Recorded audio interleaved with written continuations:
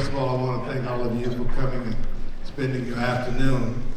But you're going to have a big treat by the performance and the plays and the entertainment that has been in store for you. So I got this job here because I wasn't good enough to become one of the cast members. but it's okay. It's okay. So, without any further ado, because I know we're waiting and the cast is all ready to perform, ladies and gentlemen, Dad and Me.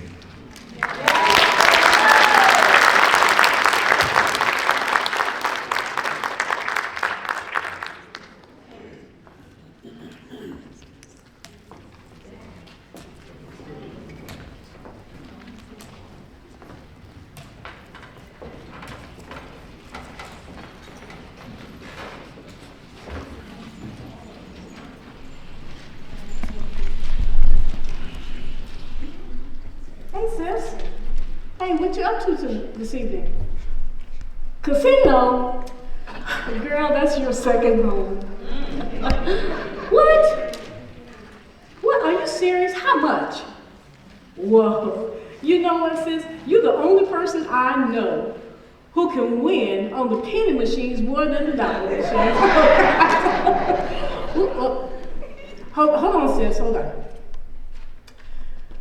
Girl, somebody's calling me. Let me call you back, okay? It's a nursing home. I'll call you back, sis. Hello? Yes, this is Mr. Carlson's daughter. Who is this? Security? Is my dad with me? No. My sister was with him earlier. She took him to lunch today, and then she brought him back. And she said she turned on the TV for him. Yeah, she laid out his pajamas so that he could get a shower when the caseworker got there. Okay, listen, this might sound crazy, but did you guys check the shower? Oh, it's running, but he's not there. Okay, well, thank you for calling me. Yeah, I'll be there. I'll be there in a little bit, okay? Yeah, thanks for calling me. What? He said what? He's going to start some trouble? What kind of trouble? Oh. He said he wants me to take him back to live with me in Green Valley? Oh, okay, well, you know what? Thanks for calling me, and I'll be there. And you know what, though? On second thought, I remember when I was talking to my dad earlier, he told me that one of your workers was trying to give him some pills the other night. Yeah, he said he had already taken his night pills. Yeah, but he said that she insisted on him taking them, and then she rubbed her breast up against him. Yeah, that's what he said, her breast. But you know what? I kind of blew it off because I knew that if something like that happened, I know that you guys would have called me. What? You're looking into it? Oh. Okay, you know what? Can you call 911? I'll be there shortly, okay? Yeah, thanks, I'll be there. Oh gosh. Hey sis, it's me again. Yeah. Oh girl, our dad is gonna drive me to drink. What? Gummies, brownies. Now, sis, you know good and well I don't do that stuff. The nursing home was called to say that Dad was missing. So, what time did you take him back? Yeah. Well, they can't find him. So, I'm going to be heading over there in just a little bit. So, can you just meet me over there? You can't, but you live closer. You know what, sis? Never mind. You know what? You go ahead and go to the casino. I'll call you later, all right? Okay, bye-bye. And this too shall pass. Yupper, we got him, Doc. We got him.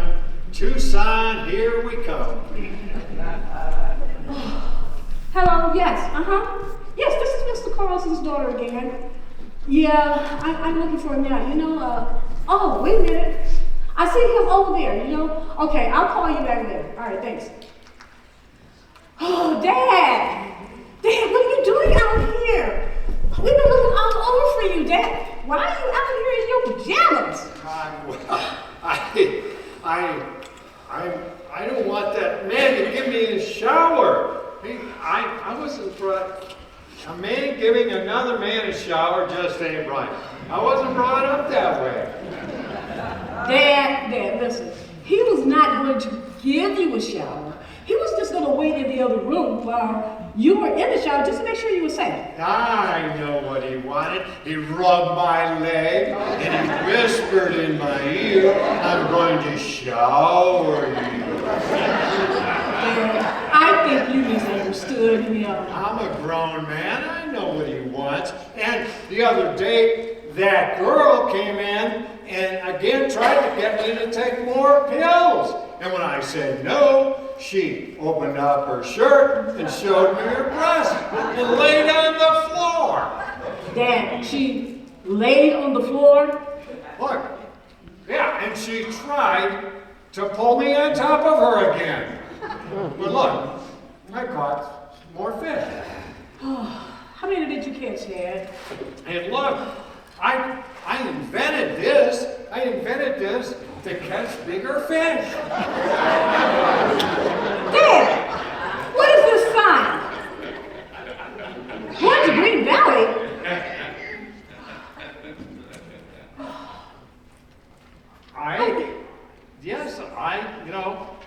I just want to go home. But, I know you're going to try to get me to go back and have new people. But I don't need no damn new people. Dad. You're my maid. Dad, we're going to go. I'll talk to them. I will talk to them and tell them to put effective new people to work with you. I don't need no new people. You're my maid. It's your job to take care of me. Going to Green Valley. Just want to go home. Please, take me back to Green Valley. Please. I caught a lot of fish you can cook up for both of us. And I'll take all my pills, I'll drink all my water, and I'll shower every day. Ha! Okay, Here okay, we come. Dad, come on. Here Let's we go. come. We'll talk about it, okay? Okay. We'll talk about it.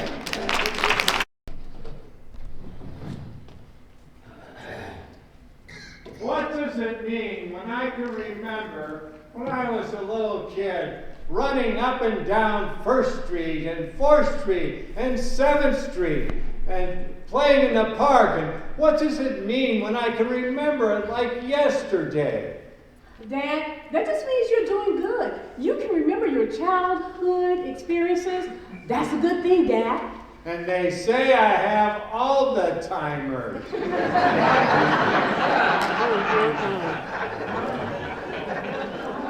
Your dad sure gets up nice and early. Oh, yes, I try to keep him on schedule. That's a great jar. Hey, that's a big jar of candy. Yes, my sister gave this to me as a gift. I call these my CBD Saver gummies. Okay, I think you mean CBD gummies. No, ma'am. I mean CBD. Take 1 or 2 for Carlson's bad behavior. Okay. Good morning. Oh, la day. Ah, good morning. I see we have company. Good morning to you. God bless. Dad, yes, let me introduce you. This is Miss Stephanie. She's from WellCare. Welcome, Miss Stephanie. Yeah, good morning, Mr. Carlson. It's a pleasure to meet you today. I understand that you want to leave the nursing facility and move back in with your daughter as your caregiver. Is that right? Yeah, she can do it. I'm collecting my IOUs. Oh, you know what? It's just time. Dad, it's time for you to take your pills. So, okay, let me just make sure you get this. Hey, get me some water, I'm out. Damn, I just gave you water. It's right there. And it's nice and cold. I can swallow without water. Don't need it, water. Never go down. Mr. Carlson, which pills are you taking today? Oh, me and Bills get along. We get along real good. They're my friends. I will never forget them. Okay. Well, which ones are you taking today? Right now? Marie, tell her. Me and Bills get along. We get along real good. They're my friends. I never forget them. No, I actually want you to tell me which pills you're taking. Tell her. Pills and I get along. We come too far. I take them every day. Oh, it's okay, Mr. Carlson. I'll just get a list from Marie before I leave today. Okay, I'll get a list from you. All right. So, Mr. Carlson, tell me. Oh, this is a very nice picture here, Mr. Carlson. Oh, yeah, that's my wife and my daughter. She's like light skinned like my wife, you know? And afterwards we couldn't have any more children, so that's when we adopted Marie. Oh, really? I was adopted also, Marie. Yeah, and you know, I remember that. And they say I can't remember things. They say I can't remember things, don't they, Doc? Yeah. My wife's best friend was black, and when she told her that we were going to go to Africa to adopt a baby, she didn't speak to my wife, your mother, for, months. And then one day she comes by and tells my wife and I that she needed to talk to us.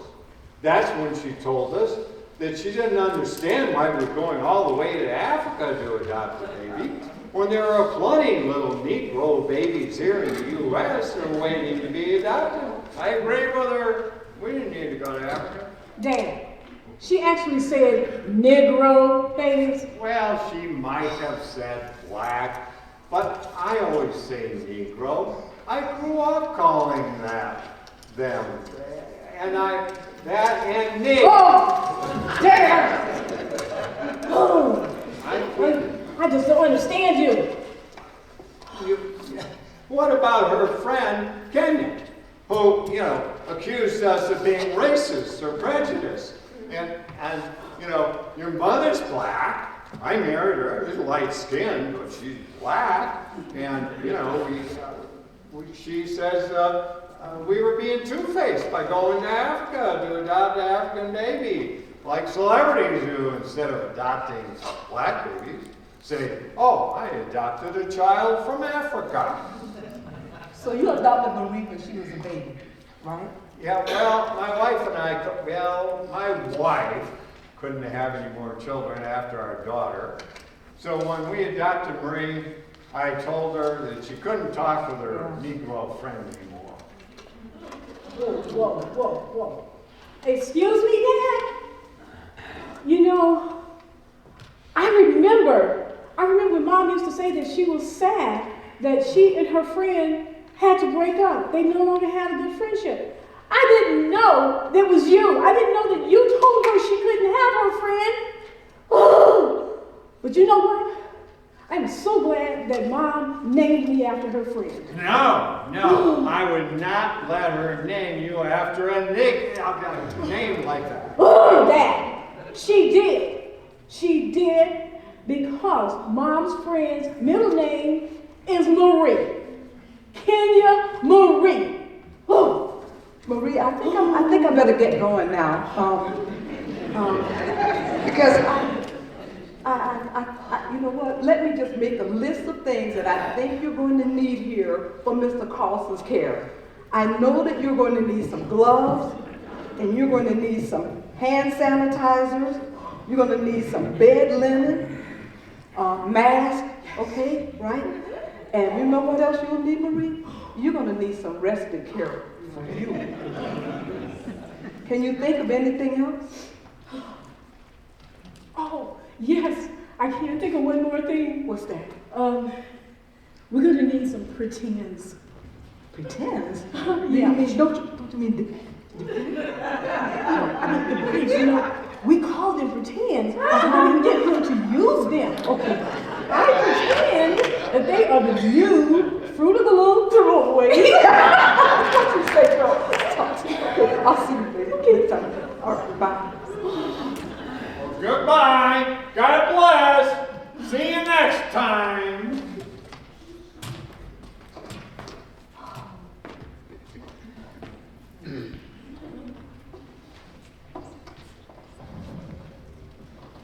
I need more water. Dad! Oh! What was that? Don't call me Dad. You call me Mr. Carlson. Right, Doc?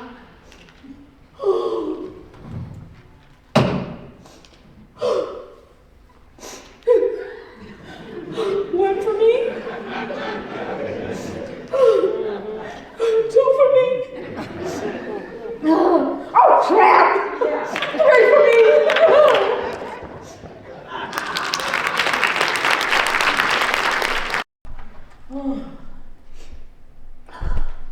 Setting up this Zoom meeting with my therapist.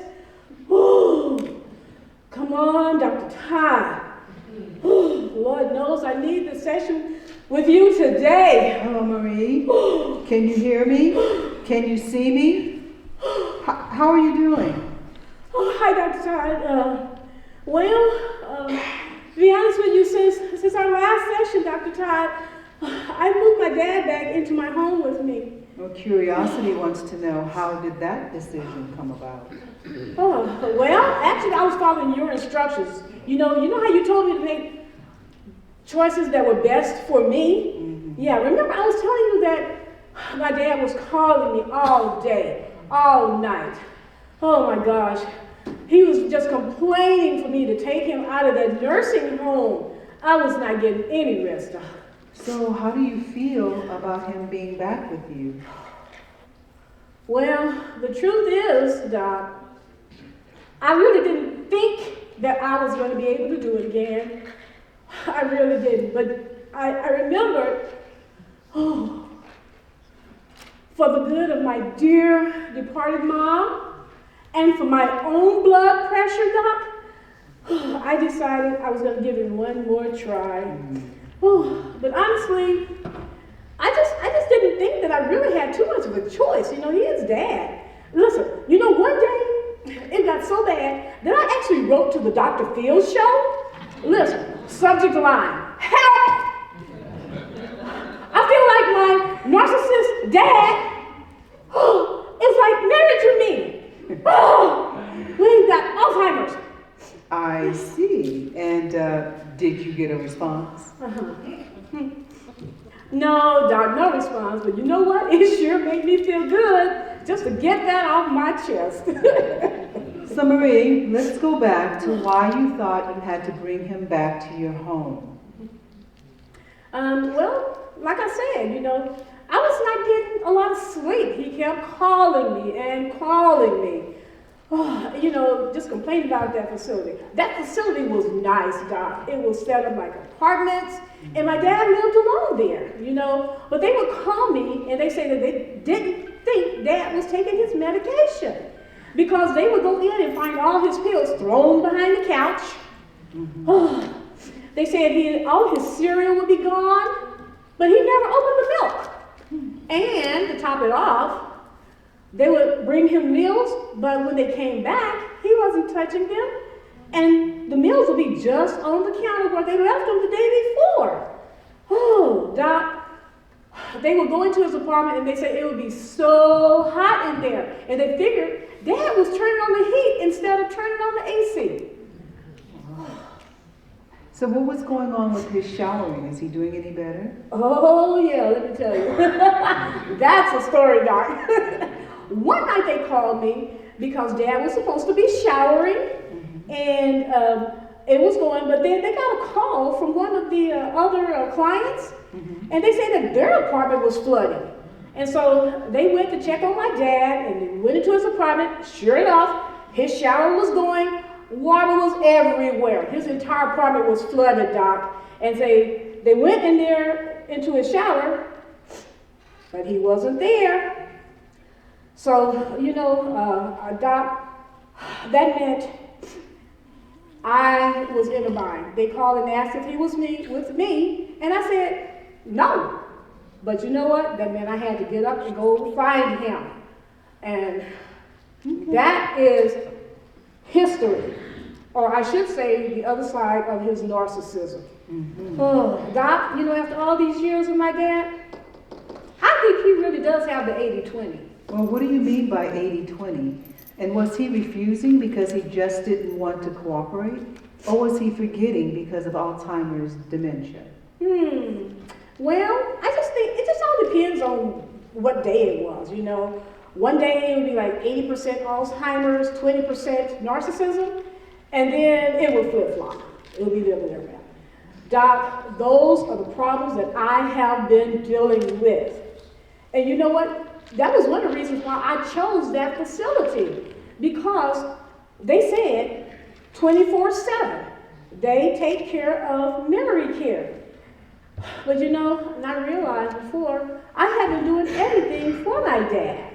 Well, did he fix his own cereal and sandwiches when he lived with you before? No, Doc. Let me tell you what was happening there. I would just do it for him. Because if I let my dad pour his milk, it would be all over the floor. So it was just easier for me just to do it, you know, because it's either he get his milk, spill it all over the place, and then I would end up mopping it up. So I would just do it myself rather than mopping and remopping the floor again. So how is the father-daughter relationship working out now that you're giving him another opportunity to stay with you? And is your sister helping you out this time? Oh, my sister. Well, let me tell you about my sister. She calls and she promises Dad that she's going to come and visit him, Doc. But then she never shows up. Dad ends up getting this bad attitude that he takes out on me. You know, but let me tell you something. My sister introduced me to gummies. And her friend Dee makes the best brownies. And I'm going to tell you, those gummies and those brownies, Doc, they help me deal with situations with my dad in a much calmer manner. So how does it make you feel that you don't have support from your sister? Well, we talked, you know, and my sister reminded me that Dad is and always has been a narcissist. And he expects that we owe him something, Doc. You know, she reminded me that he was never good to our mom. He wasn't even good to us when we were kids. And you know, I realized my sister, she just doesn't like him. Oh, she begged me and begged me, please, Marie, leave him in the nursing home because it really is a nice place. And she pointed her finger at me and she said, you know, if you take him out of there, he is not going to appreciate it. He will not be grateful that you did that. You know, I was surprised, Doc, to hear her say that, you know. It's like, wow, okay, sis, tell me how you really feel, you know. But, you know, I said, okay, I get it. Okay, I understand. But to her defense, my sister comes and she takes me out to lunch, Doc, every Friday. And I definitely appreciate her coming to get me out of the house. So, yeah, those lunches are appreciated, Doc. And I also appreciate those gummies. Well, that's a big change for her, and I'm sure talking it out really made a difference. Well, you know what? Yeah, we've gotten closer, Doc. You know, but let me back up. Let me tell you about these gummies. Let me tell you how they have made me calm. Okay, so the other night, you know how, Doc, I told you that I'm working on some songs, so I have like lots of paperwork that I have working on my songs and things. Well, I was doing that, and next thing I knew, Dad came into the room on his walker. He's got arms full of papers and pictures he had been cutting out. He sat down, and I'm looking at him, and I'm thinking, okay, I'm working there. He moved my stuff aside. put his stuff out all over the table and just acted like he was working on a project. You know, Doc, I was getting so upset. I was ticked off at him. Ooh. But you know what? I had to calm down. And I remember something that you told me, Doc. You said that Alzheimer's and dementia patients like to mimic what they see other people doing. So I remember that, Doc, and I said, okay. In my mind, I said, well, you know what? If Dad likes to mimic what I'm doing so much, why don't he mimic me and take a shower every day? Yes, they will do that. It's something they do. They like to copy others. It gives them a sense of being just as important as you are. Yep, that's what I mean. 80% narcissist, 20% Alzheimer's. Well, this has been a good session, and for our next meeting, I would like you to write about how you feel having your father back at your home. And since your mother has passed, why do you feel she wants you not to put him in a nursing home? And Marie, can you also write down a few things you will do for yourself? Okay, all right, that's good, Doc. Okay. Whoa, I can't believe time has flown by. You know, these minutes really, really go by fast, Doc, when I'm talking to you at our sessions. I really need this. Oh, I really appreciate it. You helped me so much. I've taken down some notes. And just talking to you, Doc, it just makes me think so much clearer. So thank you. Thank you, Dr. Todd. Goodbye. Goodbye.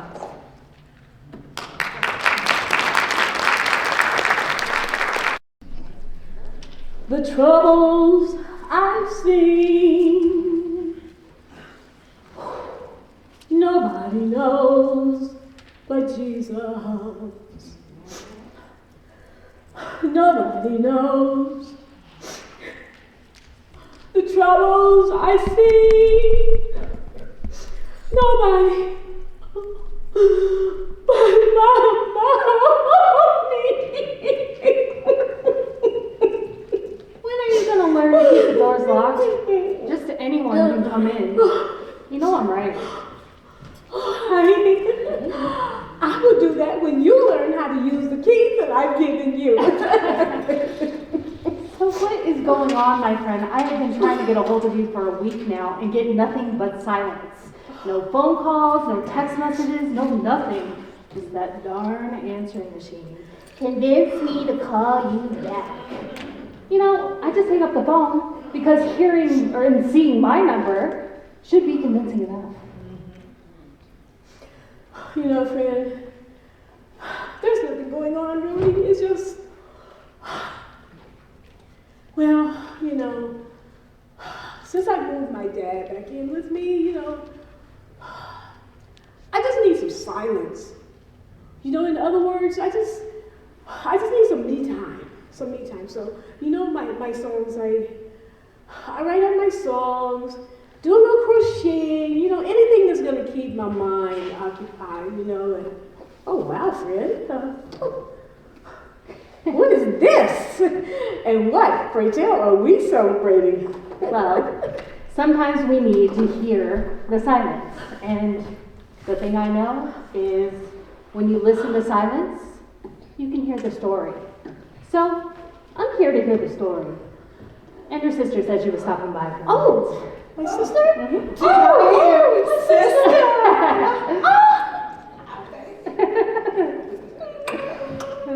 Oh, it's so good to see you. Oh. Wow. And so, and again, I have to ask, what is this? Truth is, Pastor Scott told me that your father was living with you again. Mm-hmm. So I thought that we could transform this space for one into a place where you can relax and find your calm. Mm-hmm. While your dad is living in your space, trying to find his whatever. Now, the alcohol is because we all need it. You guys are so funny. But you know what? I'm not going to fight with y'all. You know, I'm not, because you know what? Lord knows both of these are very much needed. Ooh. I hope your dad is still sleeping. Hey, Daddy! Here, you fill up these glasses, and it'll take us, what, a couple minutes to set up? And then we can start sipping. Just lean this on the couch. Oh, lean on me. Hey. When you're not strong, and I'll be your friend. Sister, I'll help you carry on. Lean on me. All right. This is wonderful.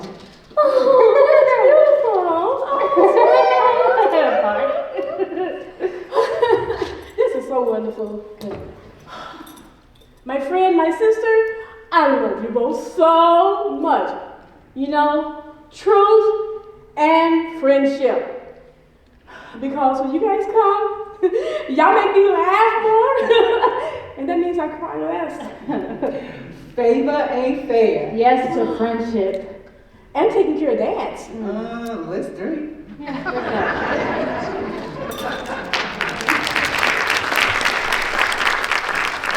That was spaghetti, Dad. Did you like it? I've never tasted anything like that before. It's winter. Okay. Well, you know what? It's time for you to take your night deal. So, and do you have enough water? I don't need water. You know, go down the elevator, don't need water. What you doing? Oh, I was just thinking I was just for a little time and just kind of finish up the song. Now look at this. Looks like a real professional job. It's little pieces. Just have to put the little pieces together like a puzzle. The Chinese are going to want this.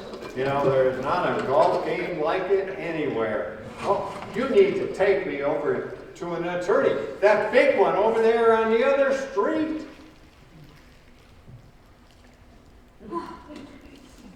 Get it, Dad. It's like, What? Hey, I, I've been looking all over for my wife's necklace. You stole that. I bought that for my wife to wear at our wedding. You stole it. Give me that. Dad, Mom gave me that necklace. Dad! Don't call me that. Nick.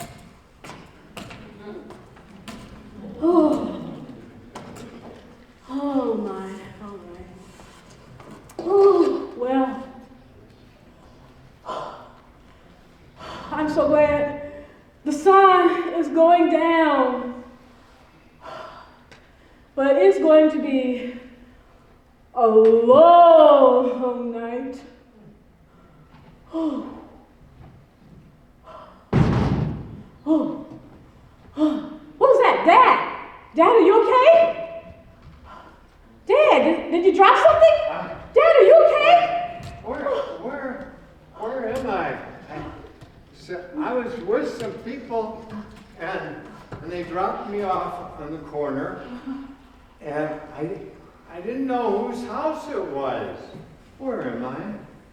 Did I do something wrong? No, Dad. Where am I? Dad. I think you just had a dream, Dad. You know, you're okay. You're at home. You're okay. Did I do something wrong? No, Dad. You're okay. Let's get you back. Do you want a snack? Oh, a snack. Yeah. That'd be good. Okay. All right. Come on.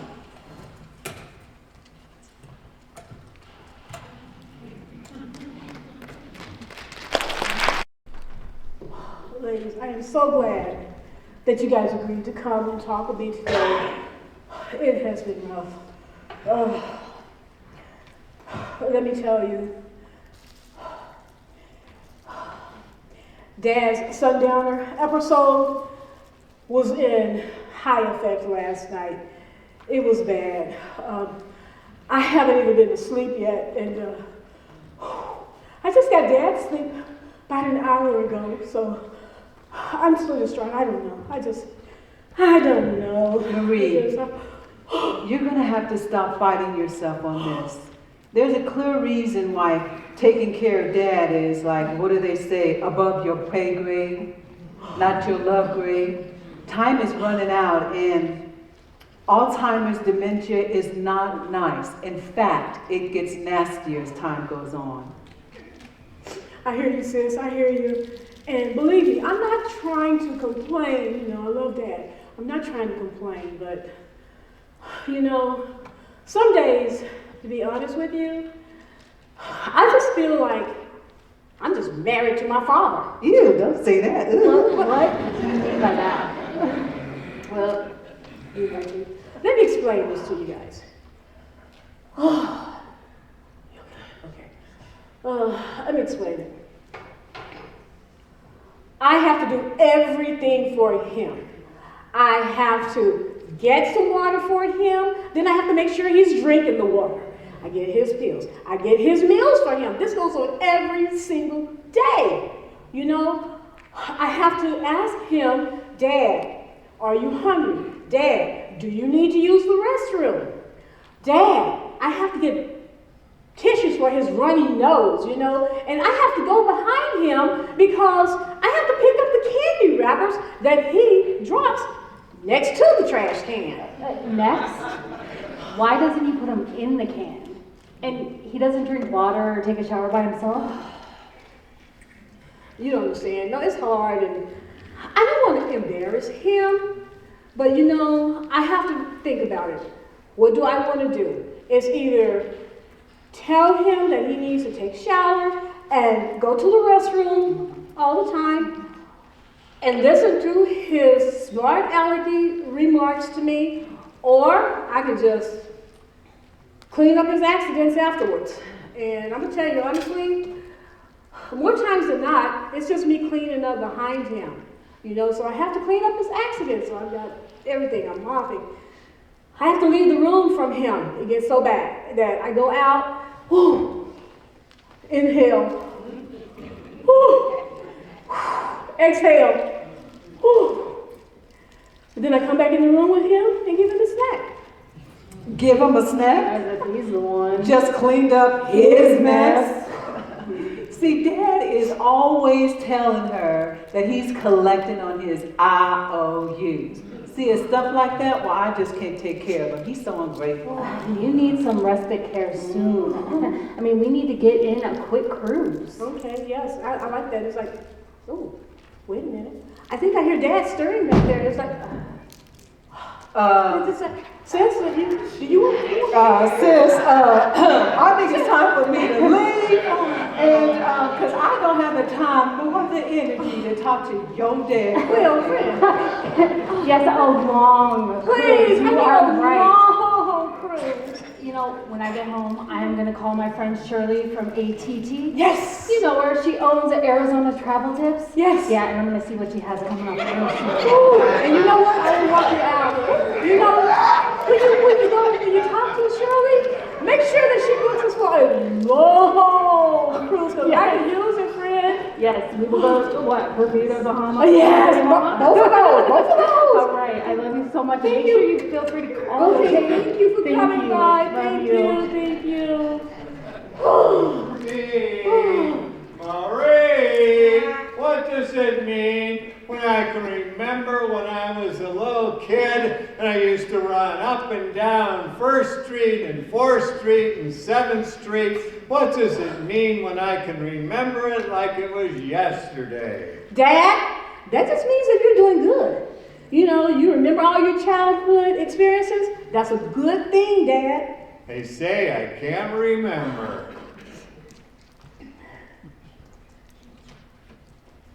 Oh, Dad, I want you to remember now that you have an appointment tomorrow, and I've already laid out everything for you so that you can get your shower today. That way we won't have to be rushed tomorrow, okay? You act like I'm dirty. I've been in the house all week. I've been working on my project. You know, I'm not dirty. I don't smell. I know. I'll take a shower tomorrow. Oh, I know, Dad, but you know, you've been wearing those same clothes all week. You know, the pajamas I laid out for you last week are still sitting in the same place. I've already put on clean clothes. I'll take a shower tomorrow. Okay, whatever, Dad. I know.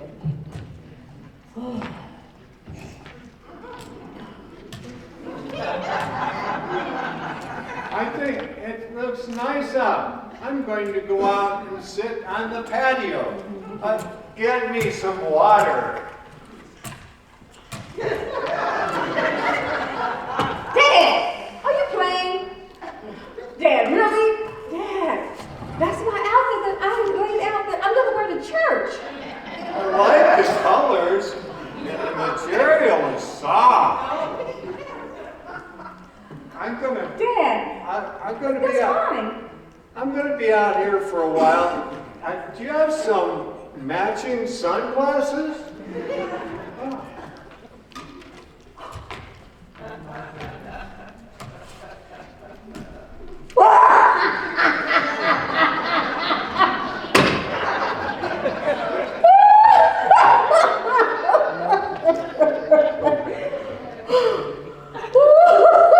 Oh gosh, I gotta call my sister back right now. Woo. Hey sis, are you home yet? You have got to turn around and come back. Ooh. Sis, you're not gonna believe this crap. Sis, listen, you know how I can't get Dad to take a shower? Well, just a few minutes ago, he came strutting out of his room. And he's wearing my outfit that I laid out for church. Ooh, catch my breath. Ooh, and then to top it off, sis, he looked around and said it felt soft and he was just feeling on it. And then he asked me if I had some matching sunglasses. Oh, what? You want a picture? Okay, yeah, let me catch my breath, sis. Oh my gosh, it's giving me a headache. Woo, this is the best day ever. Dad is so funny. Woo, okay, sis, I'll take a picture. And then I'll text it.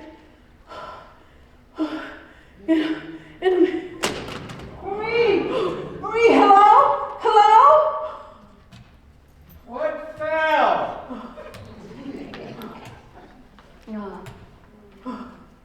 Dad, call 911.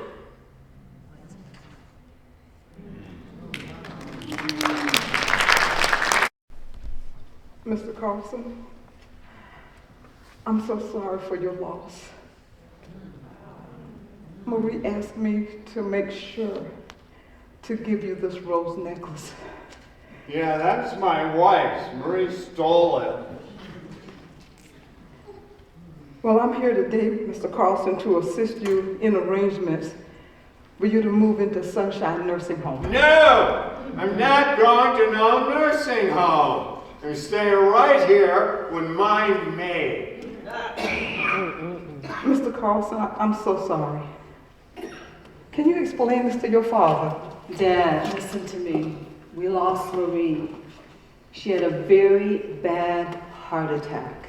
And there's no one here to stay with you. She'll be back. Marie'll be back. She takes good care of me. She gets a AAA, 100%. She said, I need to take a shower today. Yes, Dad, Marie took wonderful good care of you, but she's in heaven now with Mom. My daughter can stay with me. I can show her where Marie keeps everything. I know she keeps the ice cream sandwiches in the chicken box, and she keeps the lollipops in the coffee can. I know where my cereal is, and Marie's favorite candy. Dad, I don't have the skills to take care of you. And the nursing home is really nice. And there's someone there who will watch over you 24 hours a day. And I'll come and visit you. Mr. Carlson, I can see that this is upsetting you. Maybe I can come back tomorrow and talk about it further with you tomorrow, okay? I'll walk you out. Okay, thank you. Yeah. Yeah. Tomorrow. Next week. Whatever. They she can come back tomorrow. This too shall pass. She can come back if she wants to, and I won't open the door. Yeah, Doc, that's what we'll do. Yeah, they won't want to come around, because they'll make a mess. Yeah, I'll make some calls. Yeah, Doc, we're staying right here. Yeah, that's what we'll do.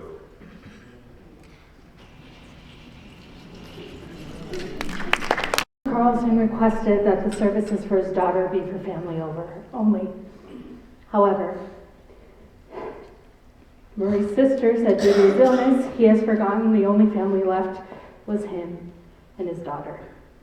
So Marie's sister has asked me to help with the service for her sister, our friend, Marie.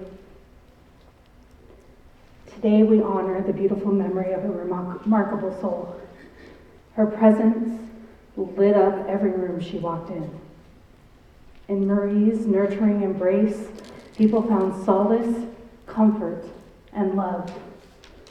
Like when we used to go to that nightclub downtown, you know, the one, Hush.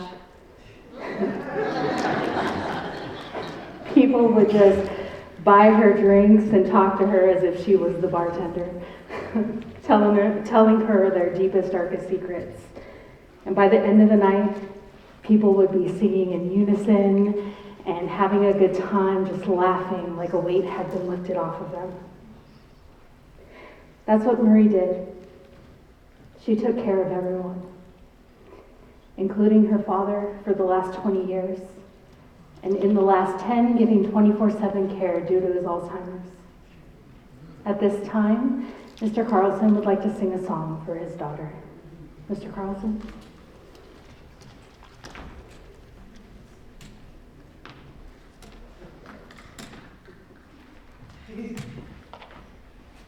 Marie was such a good maid.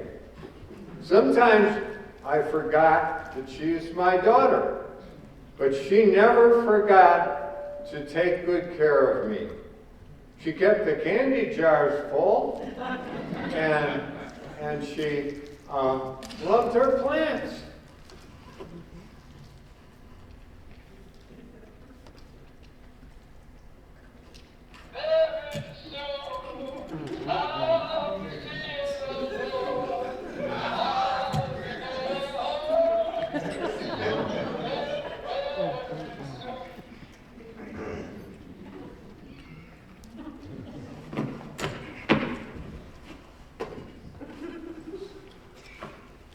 Soon, and very soon, we'll be seeing the King.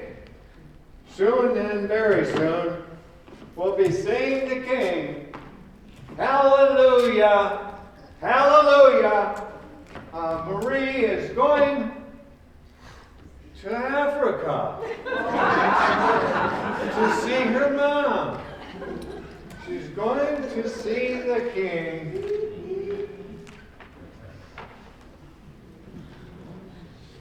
Thank you, Mr. Carlson.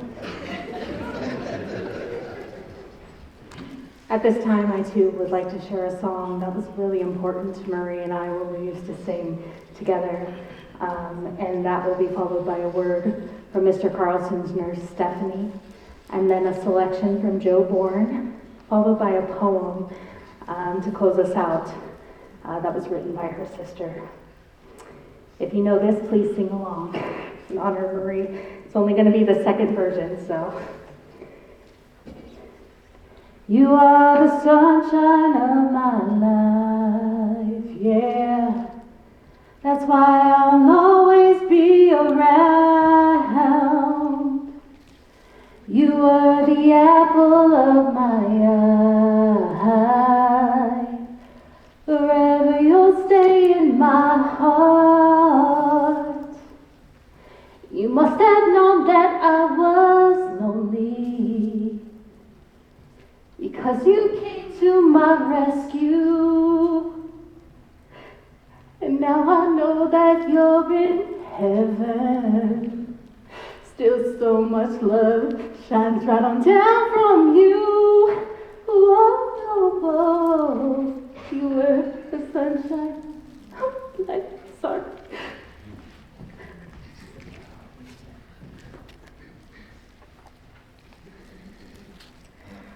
Good afternoon, everyone. Marie truly was a ray of sunshine. She was a wonderful daughter. You know, I first met Marie when I signed her father up for our services.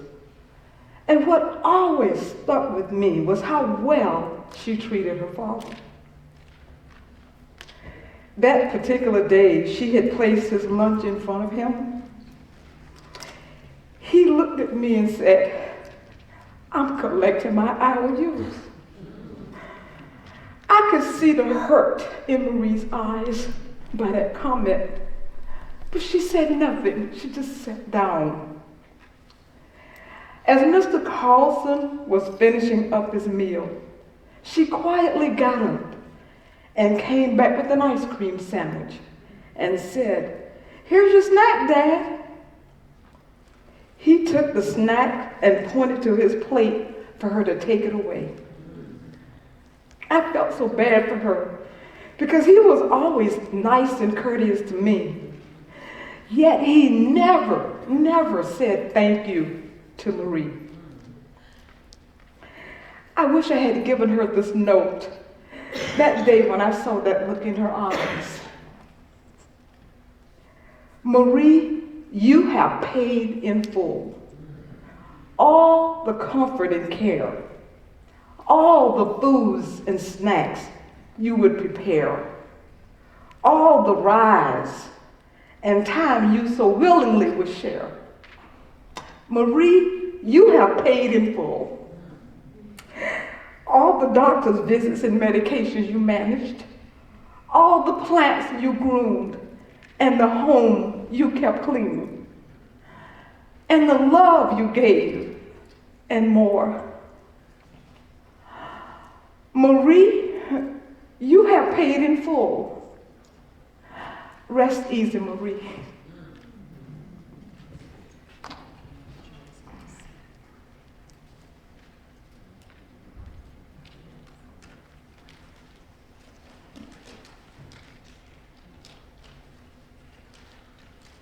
And now Mr. Joe Bourne.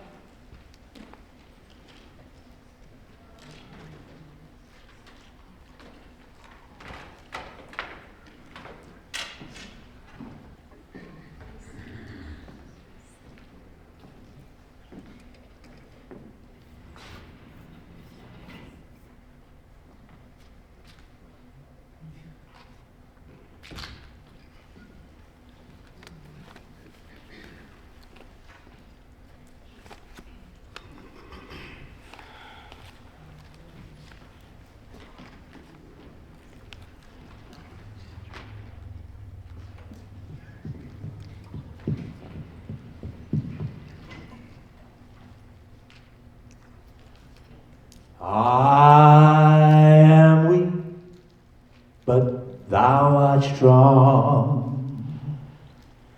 Jesus, keep me from all wrong.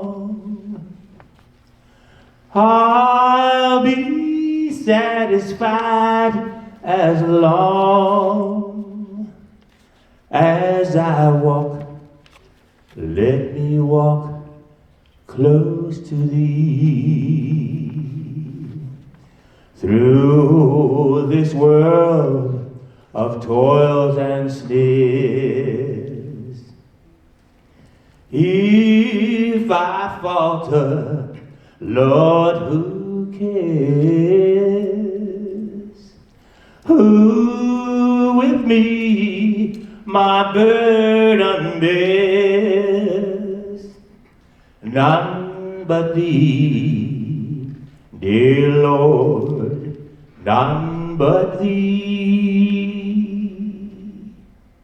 Just a closer walk with thee. Granted, Jesus, hear my plea.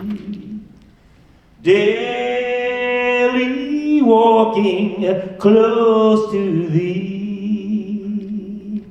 Let it be, dear Lord, let it be.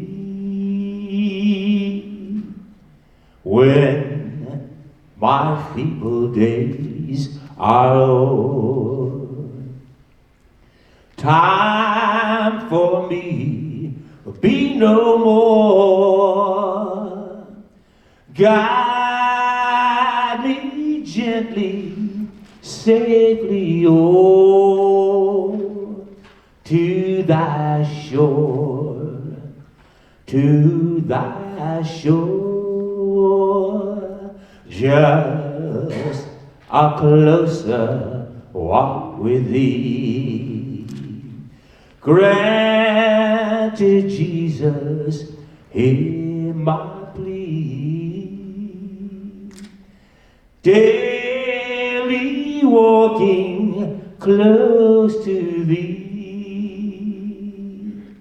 Let it be, dear Lord, let it be. Let it be, dear Lord, let it be. Let it be, dear Lord, let it be.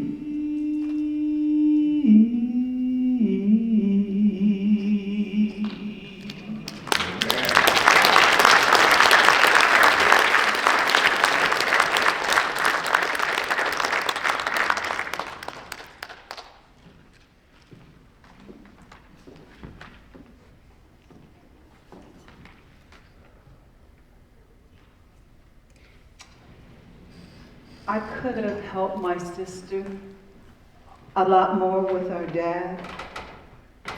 I don't know how she did it all by herself. She said as long as she remembered to do the right thing and be respectful.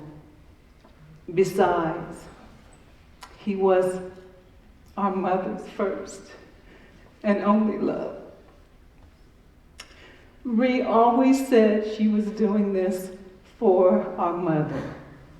So this poem is for my sister.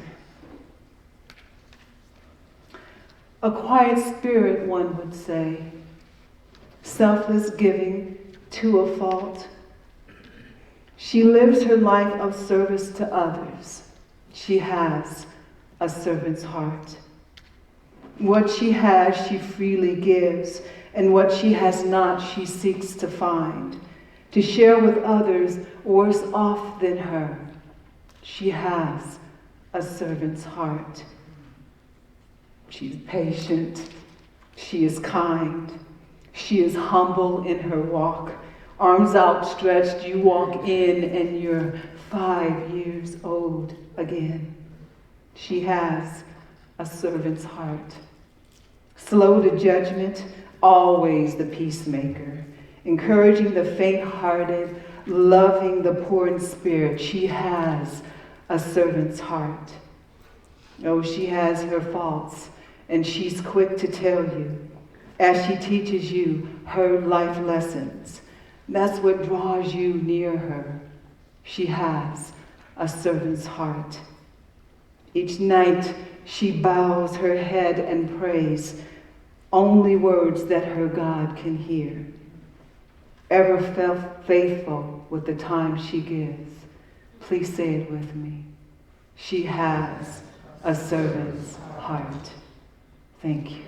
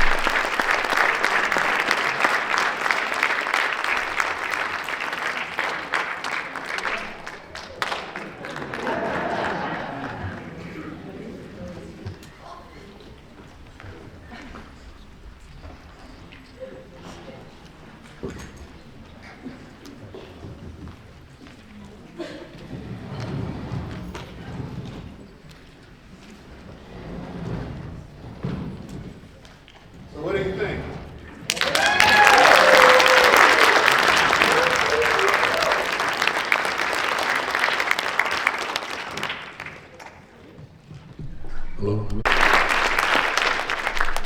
Megan Jones.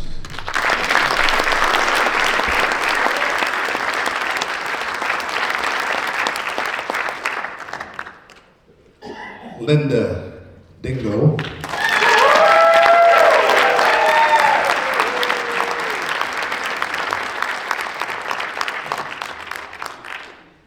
And Dad all by himself, Matthew Boyd.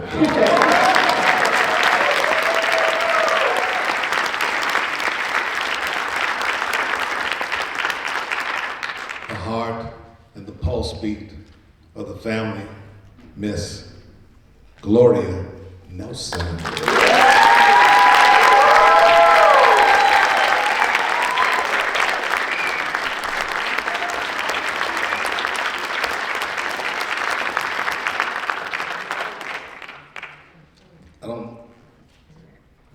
I'm looking for the lady who made this all happen. Oh, right there, okay.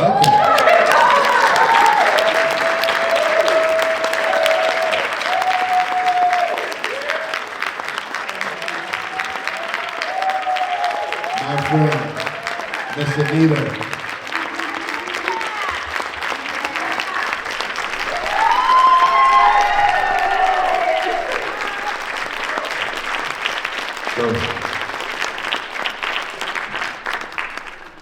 Miss Regina.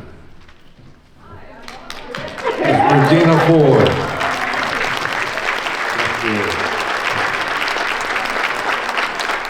Ladies and gentlemen, as you can tell, this has been a labor of love. Anita, you are a wonderful audience. We appreciated this so much with this very passionate, very critically important issue of caregiving and looking after the ones you loved. I know you're going to have questions, so if you will, when the house lights come up, if you can, please stay. We are going to have a panel of experts here to answer some of your questions about aging and Alzheimer's, dementia, and we hope you'll stay for that. It's very important. But another round of applause for this great cast.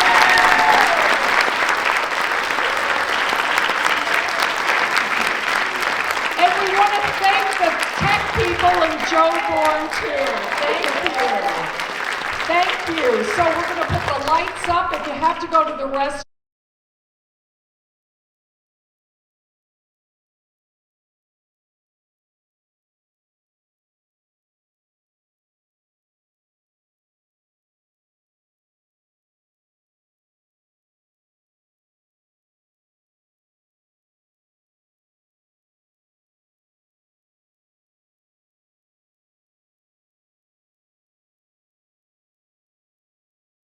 Memory that you need to then see your primary care specialist or a neurologist about. Once you see those concerns, yes, there are screenings that can be done in the medical field. There are the starts for blood tests. I am not a doctor, I am not medical, so I'm not going to speak on that, but I do know that there have been many clinical trials recently, and there's a lot of really evolving information, and the hope is that one day you will be able to take a blood test and have it be able to say yes or no, you have a type of dementia, and they are working on that. It is not readily available to my knowledge, but that is something they are currently working on. Anybody else want to comment on that? Yeah. Well, there are definitely neuropsychological exams as well as neurological exams that one can take. And to the point of when symptoms start to show up early, late 40s, mid 40s, or even issues or times that it just becomes of a concern, it's better to go ahead and have an exam done sooner rather than later. And certainly some of those exams can put your mind at ease, but other exams can help you to be prepared to start addressing an issue as it develops. I think one of the things that a lot of people are really concerned about as well is placing a parent, placing a loved one, not only the emotional stress of placing somebody in care, i.e. an assisted living or a memory care, but the financial burden is really extraordinary. And for those of you who've been looking into this or contemplating this, I work on at a continuum of care in Green Valley, and it is not inexpensive. It's very emotional, and it takes its toll on the family. I wanted to talk about, does anybody have any questions regarding the spiritual or the religious side of caregiving? Or do you feel, how important is your social church circle in these kinds of circumstances? Yes, I have a question. Yes. Aphasia. Aphasia. Now, that's another part of the problem that's happening, people who have aphasia. And I'm trying to figure out what part are people dealing with this thing.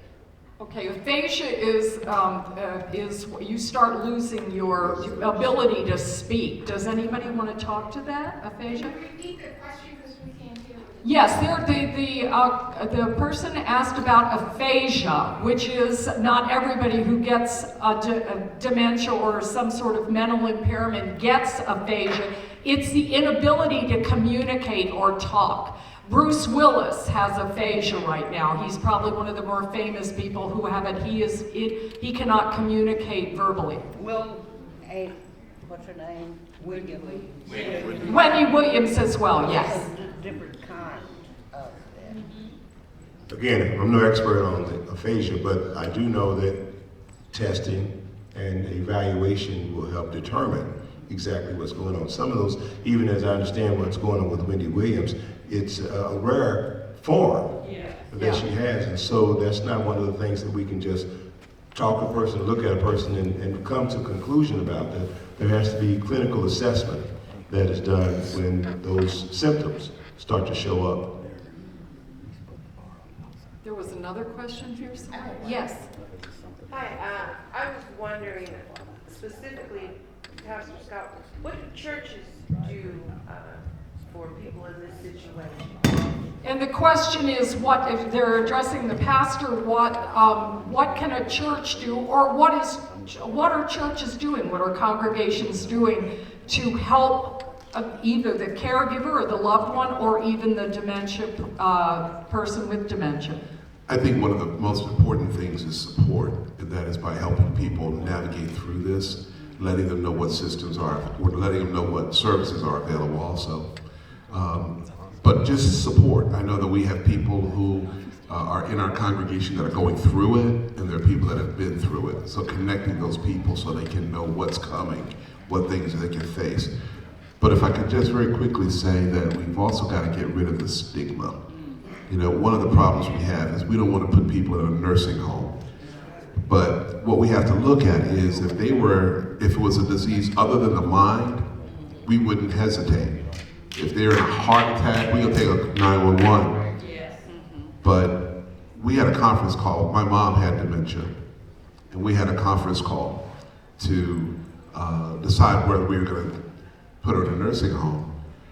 And my brother, who she lived with, was the one who didn't want to do it. But he found her outside. And I said, if she had been gone for more than an hour, you wouldn't know which way she went. She wouldn't know where she was.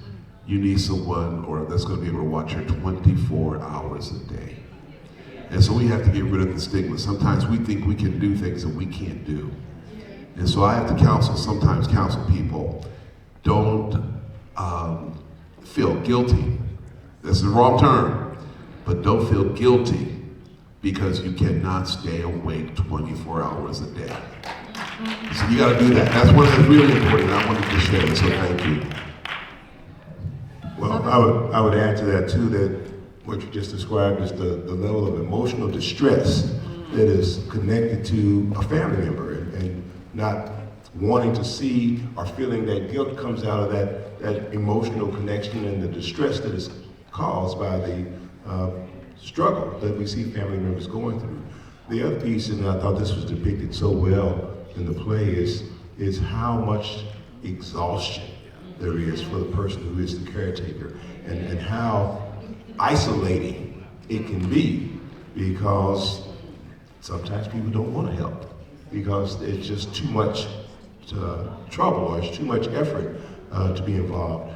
And caretakers need support, whether it's from the church, whether it's from the family, whether it's from a therapist. But there is absolutely a need to get out of that carrying the burden by oneself, because there's no way that it can be done. That can be done. Was there a question up there? Yes. Oh, sorry. And right over here, and then we'll go to you. Yes. My question is, what is the difference? You've used Alzheimer's and you've used dementia. Okay. Can you explain the difference? Yeah, the difference between Alzheimer's and dementia. I'm going to let Harvetta do that. So Alzheimer's is the umbrella term. So if you picture an umbrella, Alzheimer's disease is the umbrella term, and then the types of dementia are underneath it. So there's Lewy body dementia, there's Huntington's disease, there's different types of dementia. So you hear the terms dementia and Alzheimer's used interchangeably. I do it all the time. I think it's just human nature at this point. But Alzheimer's disease is a specific diagnosis. So it gets very complicated. At the end of the day, I personally don't feel like which type really matters. At the end of the day, it's having the conversation, seeing the doctors, making sure the loved one is being cared for, making sure the caregivers are being cared for, and ensuring that everything is kind of put in place. One of the things I wanted to kind of add to that is end-of-life conversations. That's something that we typically do not talk about. And when you're having somebody go through dementia, sometimes they might lose communication, they might lose time, they might lose place. And so having those conversations as early as possible to understand what their wishes are is imperative. And so that's just one thing I wanted to add to this. I think one of the things, yes, the lady back up there who, yes. Yeah, I'm going to get back to the play itself. Sure. There was a lot in the play, and it was, I thought, a germ of a lot of things to unpack it as to what the real meaning was. But I thought it was interesting, Pastor Scott, when you mentioned the religious factor. That was, to me, it was not put into the play until the very end when Joe Warren sang and sort of wrapped things around a kind of spiritual, religious connection.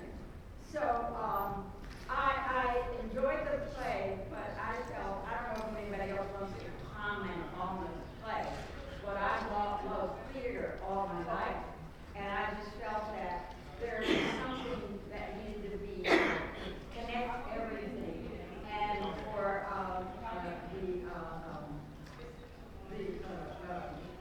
the sister, right, that it wasn't mentioned anything that I got about a religious connection that might have helped her in her stress and all her frustration that she was going through. So I'm glad you mentioned a spiritual, religious thing that I didn't find in the play except the very end when Joe Warren sang at the funeral. That's a good point.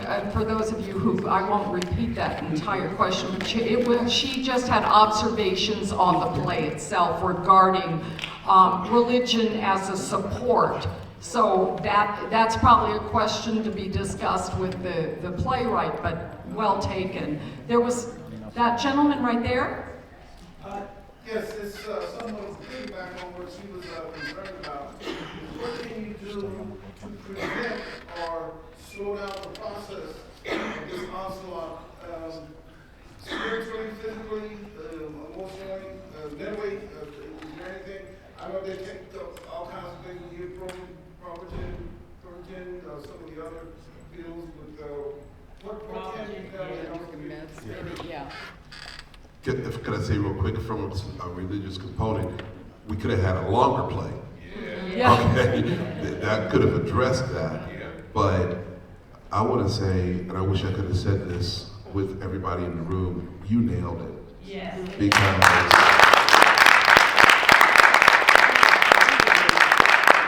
I'm sitting there watching things that I experienced, seeing things, because my wife's grandparents lived with us. And in her later years, she also had dementia. And so the not knowing who you were, where you were, wanting to go home, all of those things, when you have to experience that. She forgot my wife's name, but she didn't forget mine. Really strange. So, thank you.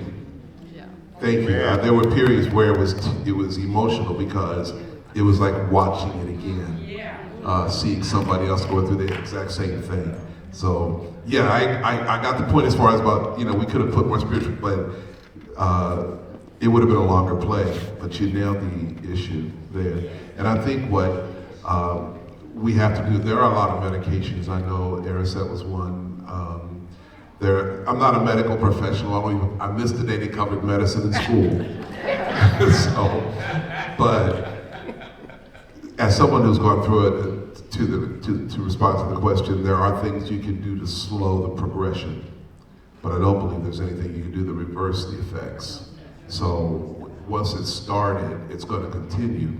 You can just slow it down. And so my wife's stepdad was on one that slowed it down, but he eventually lost himself. Really funny though, he was a mathematician before he got dementia, and he figured out the code to get out of the secured location. They found him outdoors, and he was like, it wasn't that hard. So we really have to, we really have to give attention to this. Last thing I'll say this, if you notice a family member exhibiting those types of behaviors, like you find their keys in the refrigerator, or you find, or if they tell you, you're stealing my stuff, okay, you need to get them tested and you get them checked. Don't wait until they do something like go far away. All right. We had this with my stepdad. I had to convince him that he could not get in the car and drive because he was going to go back home 4 hours away, and nobody else could talk to him but me. So I told him, I said, look, you can't go now. You need to wait till tomorrow morning. So I got him, so when he went to bed, he forgot all about he was supposed to be going. So, but you do have to do those kinds of things. But thank you for the question, and Anita, thank you for the play. There are lots of resources out there. I just want to point the attention to Pima Council on Aging. A lot of people do not want to get on the phone and ask for help. And we saw that in the character. She had her friends, she was isolated until those friends came over. She was like an island. She needed the help. And PCOA has lots of resources. You want to give us a few of them, Harbudget? Well, I like to tell people we pretty much do everything but medical. We have services for caregivers, we have dementia services, we have Medicare counseling, we have in-home support, we have healthy living classes. I do have some information about our services outside. You can also visit pcoa.org. We have a newsletter. We have services that are for cost, and we have services that are free of cost. So we really do try and provide a little bit of everything to everyone. Another question, sir. Are there strategies to get your family members to understand the severity of what's going on, almost like they're in denial, and you're the caretaker? How, okay? Yeah. Yeah, that's hard. And it's hard because people have different reasons for being involved, or people have different reasons for not being involved. My experience is that usually it requires getting all the family together to sit down together, and even that can be difficult to do. But a lot of times there are just underlying reasons that people hesitate to get together or to help. And so we just basically have to try to pull them together. And the probably first strategy is this is somebody that you love, that you want the best for. But then again, if siblings have issues with each other, then they're less likely to come to the aid of one another. And so sometimes that means you gotta fix some old problems that have been going on for longer than they can remember. But the best way I know is to get people in the same room, to get them to sit down and talk, and then some will not, and some will come around and be willing to be helpful. Yes, sir. So I have to say this. First of all, I want to thank Anita because Anita put on something that's happening every day, and people need to know more about it. And that play really, really brought that out. I have a brother in Chicago that just went through all of that. He made a lot of money, he retired and everything, and then all of a sudden, the symptoms came probably worse than ever before. But what we noticed over a period of time, that he had those symptoms a long time ago. Yeah. And one of my questions will be, but I'm going to finish this first, is what makes those symptoms, what makes them so angry? Y'all talk about keys, but it gets worse than that. Yeah. My brother used to drive around Chicago in his car, and he called the police on himself and said, I just ran over 2 kids here on 43rd Cottage Grove, and y'all need to go over there. And it wasn't happening. Oh, wow. Yeah. But I have a strong little sister that came from Wisconsin and took him under a wing, and he would get on the phone and call the police while she was driving around with him. But there is a God. Amen. And there is religion. Yes. Because before, we didn't even know he had done this, he had took classes to become a minister. Oh. And so when we put him in the nursing home, he fought it and fought it and fought it. Mm-hmm. But my little sister was persistent, and that's what you need is somebody that's going to be able to deal with it and not let it go. Yeah. Because she was persistent, and she got him in the nursing home. And he fought everybody. They took his card, they took his check, and you don't even see it. They just take his check, and they basically said, we're paying for your meals and all this stuff. But there is God. Because what he did is he became the ambassador for that place. And he teaches a religious class every Sunday for 30 minutes. Oh, that's great. That's great. That's a good story. I think one of the observations I had with Anita's script is the fact you also had an adopted child looking after somebody who obviously has racism in his heart, and that has got to be, that just blew me away, because she is giving, the character of Marie is giving unconditional love to somebody who is referring to her as a maid. That absolutely tore my heart out. And I'm sure in other instances, that's what makes this play so interesting to me, is she took the dementia twist and she's even made it deeper with the situation of the mixed races in the family. So to me, that was mind-blowing. And it was really a great observation, I think, on her part. Any more questions? Yes, sir. I just want to confirm this, that once any of these diseases, whatever the name is, start, I'm under the impression there's no coming back. There's no what? I'm sorry, sir? There's no coming back. It doesn't get better. Oh, no, it doesn't get better, does it? No. And that's the thing. It's, for anybody who is on a caregiver right now deserves an award. And I say, you've got to ask for help. The respite thing was so important. Yes? As a caregiver, the patience is so important too. Because as I watched and observed the skits, there was a very athletic patient that I took care of. Yeah. She was a runner, very strong, but the Alzheimer's was there. One day she decided she was going to wash a plant. I first went over and tried to say, no, honey, this is not what you need to do today. Let's go outside and take a walk. no, this plant is dirty and I'm gonna wash it. So rather than getting her even more stirred up, and she was very strong, very strong. I just went over and sit down. But I videotaped a little bit for her daughter. Right. So she could see what was going on. But definitely as a caregiver, you have to have patience. You have to sometimes step back, and if they're saying they're doing something, let them go through it, as long as they're not hurting anything. I mean, the garbage disposal was able to take all the stuff down. Yeah. But, and, you know, it was safer that way, because then otherwise we'd probably be on the floor rolling. No. But she was very strong, and she didn't mind fighting. Well, I'll tell you, this is a really good audience, and the reason this subject matter is not, you know, box office.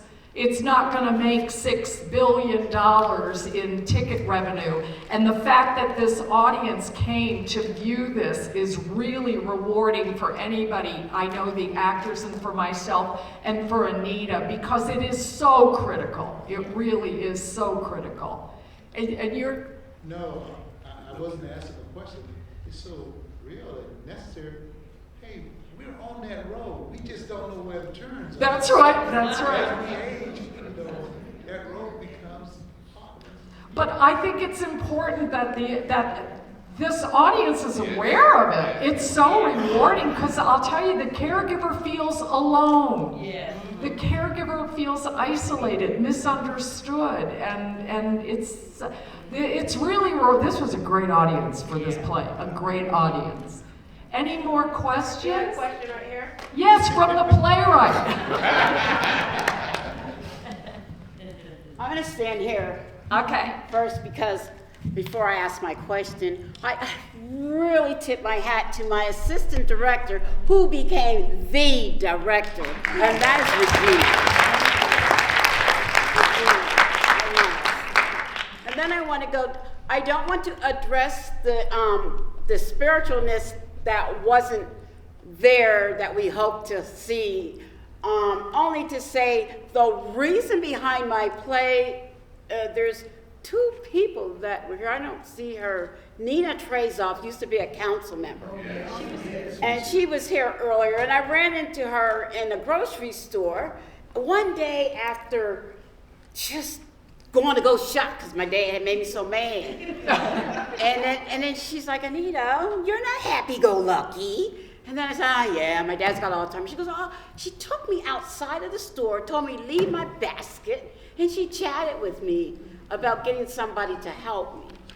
And she knows how hard it would be. So Nina is one of the reasons that came about it. The other is I never miss work as long as I've worked since I was 17 years old. And I was working and I took off 3 days of work because my father had me so upset. I got a phone call from my pastor, Pastor Scott, and he probably doesn't even know, but that's okay. His phone call, I don't remember what he said. I just remember as my pastor, I was able to get up the next day and go to work. I was able to forget that I was going through all that. So when you talk about needing your church, and because many times I've been to churches where the pastor's like, oh, just pray about it, you know. You got faith, blah, blah, blah. And I asked Pastor Scott, come on, Pastor, just praying about something. I'm too mad to pray today. So Pastor said, I'll pray for you. And that's how that went. But I only felt the need to get up to say, sometimes it's not about all of that church stuff. If you've got just one person there or the usher at the door who calls you, it means more. Yes. From Genesis to Revelation, you got something. That there's somebody who's going to step in there. And to that, I want to thank Pastor. Amen. I said I'd be brief, but I can't because of the help I have. So when I go back down, as you saw, because with my father, he doesn't feel like my father, but I know that my mother loved him to death, and I have several other siblings that he was very good to. But he does actually treat me like his maid. And it hurts, but I'll never tell him that. You know, I just offer him snacks. That's what I do. Because I have a therapist to go to. That the therapist, tell folks, it's necessary. It's so necessary to get there. PCOA, I'm grateful for you being here because I know there's many phone calls. I got a friend Priscilla somewhere out here who told me how to make connections with you. But I just want to end this by saying, if I could get the therapist to tell you how important it is to get a therapist. And some gummies. Yeah, I think you just told them how important it is. You've been a great audience, and we want to thank you so much. Oh, the pastor's got the last word. I just wanted to say, Anita, my mom thought my sister-in-law was the maid, and she went to my brother to get her fired.